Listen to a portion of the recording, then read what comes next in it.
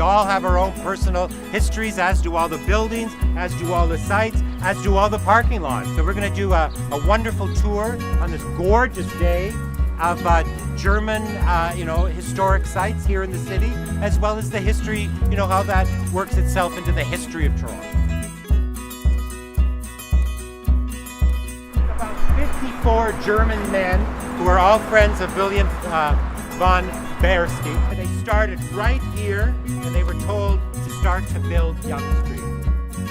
This was Old Toronto, and Mies van der Rohe would change everything in 1966. They redid this in about maybe 15 years ago by the German architect Ziegler. I just love the TD Center and that whole area with the Commerce Court. This is the largest collection of Mies van der Rohe buildings in the world. And the architecture is just too much to, it's breathtaking. It's just beautiful. The knowledge of who made the sculpture, that person has a story, and we never think about it. Even though this is so big, it's still very human. This marks the spot of the first theater in Toronto. We had never seen anything like it. So people now would come to Toronto, they'd stay at the Rawson House that stood there, and they'd come and see an opera. I've lived here for 2.5 years.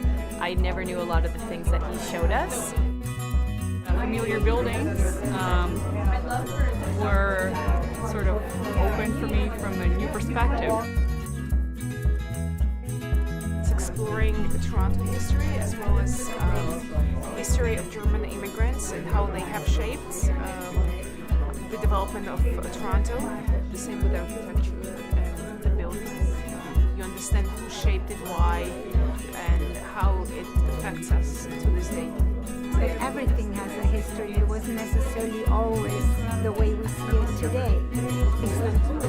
I never stopped to think that it has a story like my own.